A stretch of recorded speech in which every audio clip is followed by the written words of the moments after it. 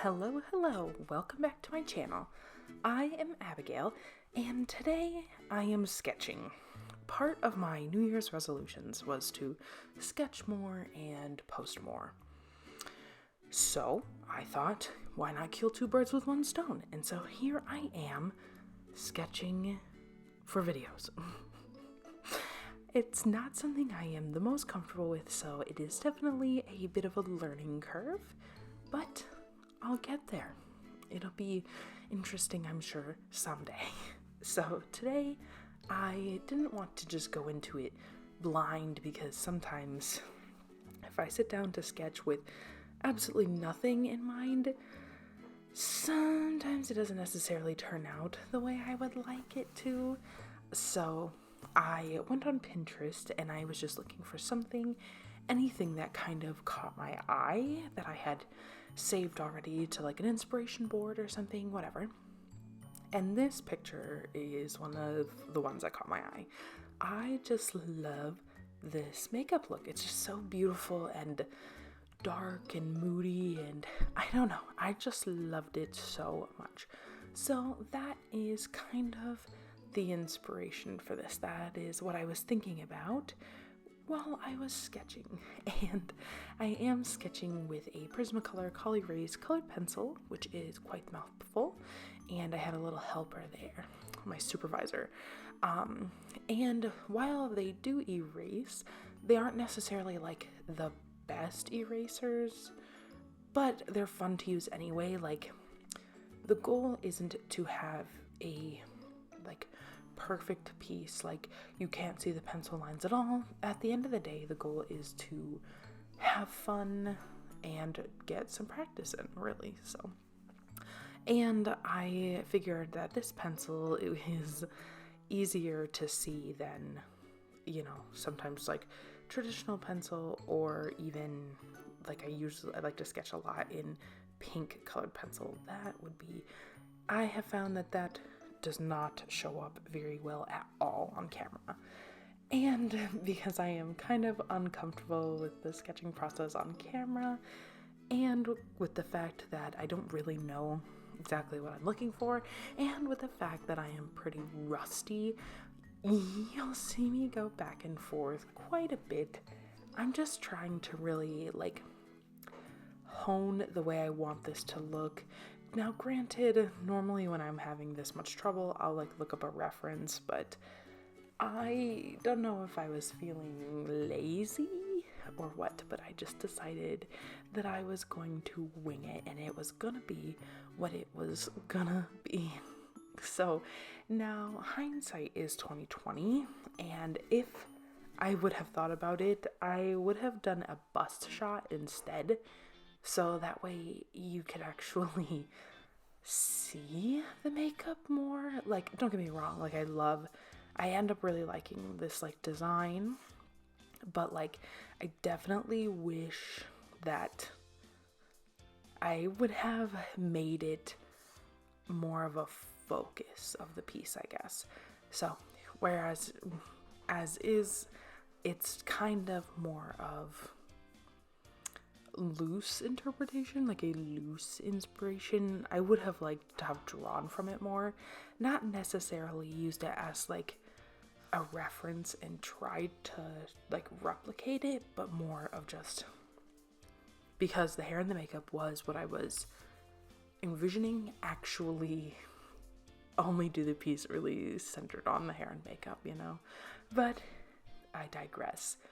It's good for me to practice the anatomy as well, even though it's as rough as it was. But anyway, I do invite you, because I am just sketching and chit-chatting.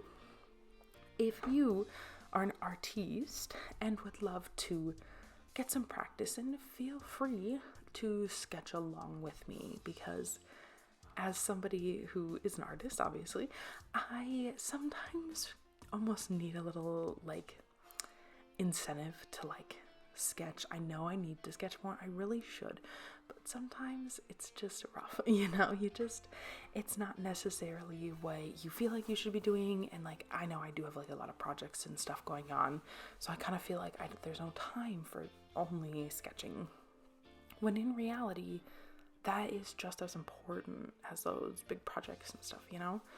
Because that's how you stay in tune with your skill. That's how you grow and learn, and honestly, even just maintain, you know? Like, I had been doing a lot of sticker sheets this past year. Like, I made a lot of just products. I wasn't working as much on my character art kind of thing, and so that really suffered. When I tried to get back into it again, I noticed that it was so much harder. I just felt so rusty and out of shape. What? I'm just out of practice. I felt like I couldn't believe that some of the other stuff I had drawn is something that I could do, because I just felt like I just wasn't up to that skill level anymore. And in a way, I kind of wasn't, because I hadn't drawn in so long. So I invite you, if you would like to or need to practice, come join me. So you had seen me now already kind of go back and forth on kind of what I wanted the dress to look like. It's a bit because I didn't exactly know what vibe I wanted to go for. I started with like the almost like vest like part, because I was thinking originally like middle ages wench almost, where it's like the off the shoulder top with a vest kind of thing. But then I just that's not something I was vibing with, so I decided though to keep off the shoulder and move them more towards like noble almost. And at this point, what the makeup had really kind of reminded me of was vampires. Very dark and moody, and I loved it. Just so that's where I did end up looking up like motifs of vampires kind of thing, and I got a lot of these like crosses and roses, and so I leaned into that, and that is what is on the bodice. And then I realized I just did not like the sleeves, the poofy sleeves. They just weren't doing it for me. I don't know, they felt a little bulky. So I did keep sleeves. They're just tight. They're form-fitting. They're not like these big billowy sleeves. Yeah, I don't know why. They just didn't feel like they fit with what I was trying to convey, I guess. I don't know. But and I love like I don't know, for some reason, I love when like doing skirts where there's like no volume to them. And so they just like go across the hips and then fall straight to the ground. But I also love it when those types of dresses have a train, so then like the train goes out, but like it like drapes way down before it goes out, more like it's just resting on the ground. I don't know why, but I just like that. And then because this is a video and only sketching would be kind of boring, I did decide to color it. And also because again, the makeup was the inspiration, and how am I going to convey that if I can't color it? So I decided to, and that was another reason to sketch with the pencil, because then I can, instead of doing like a whole line art look, I can just color over it with the marker, because it won't like disappear. Don't get me wrong, it can smudge, and sometimes it like reacts with the markers and like colors weird, like the pink one. If you color over it with like a certain color, it'll like brighten almost, but it's not a bad look. I love that it does that, and sometimes use that to my advantage intentionally. So, and I was using some grays and some oranges and stuff to go in with the makeup. Now, in order to make sure that she had like the darkness around the eyes, I do introduce a bit of a pen here. This is a Micron FIneliner in the size 01. That is my definitely preferred size. I like that size a lot. And I loved the coloring of this entire piece, so I do stick with brown hair as well. I start with this lighter brown, and then I do realize that it's not dark enough. It's not giving vampy, it's giving Regency. That's what it's giving more so. So I do go over that a little later, and like watching the video back, it is kind of hard, like when I'm drawing on a flat surface and I'm not looking like directly at it, the proportions do end up kind of weird because I'm looking at it from such an angle. So to me, everything looked pretty decent, but now from your guys' vantage point, it's not as much so. And then because the makeup was this reddish orange, that's kind of then the color I decide to like carry through this a lot, as well as black. Vampire, of course. You have to lean into that.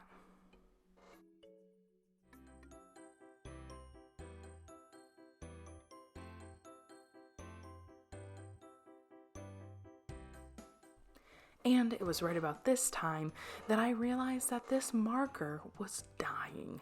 I don't remember if I have a refill for this one, so I will have to just double check. It is getting crusty. It started out pretty good, and that's how they get you. That's how they deceive you. If you haven't used them in a hot second, they'll go and they'll be all juicy for all of 5 seconds, and then you decide to go ahead and color a bigger portion of your drawing, and bam, crusty. So it was okay because this was just kind of a base coat. It goes with the black, but obviously I don't want to color the whole chunk just black. So it's okay. I end up making do. But I just realized that the gray just wasn't enough. I had to go full black with everything. So, and then I go in with this other kind of reddish color and add in some of those details in the bodice back in, because this orange color was almost exactly the color that I had used for the line art, so it disappeared. And I colored her eyes red because I had fully committed to the vampire aesthetic. And I also colored her sleeves that color just for some differentiation, because like the sleeves and the bodice are not the same fabric, you know? So I liked having that, like, just so that way it's not just one chunk of the same color, and it kind of helps with the fact that there's no like traditional line art, so helps keep the pieces separated. And I went over it with the pencil again, just to kind of draw in some of those details. And it is about this time that I think I'm wrapping things up, but I added some white highlights. I'm adding in just some a little bit more pencil details. And this is where I learned my lesson. This is where this video becomes a bit of a tale of perseverance, of don't accept anything but exactly what you want kind of thing.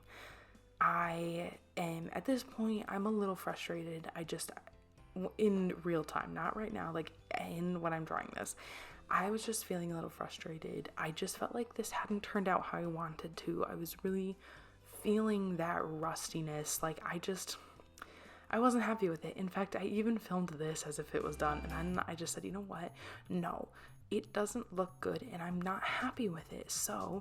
And I'm perfectly capable of fixing it. Now, I do think that there is a time to like let things go. Like, you know, there's not always a need to just push through the pain with it, you know? But for me, I knew I could fix it. I have a habit sometimes of like, I do kind of rush some things, and so I just kind of half-assed it, and I called it a day. And I was like, you know what though? That's not the kind of work I create, and that's not the kind of content that I want to push out. I want to put my best into my drawings and stuff. I want to come away from drawing everything with some kind of feeling of satisfaction. They don't have to be perfect. I can even walk away and go, man, that was garbage, but it was fun.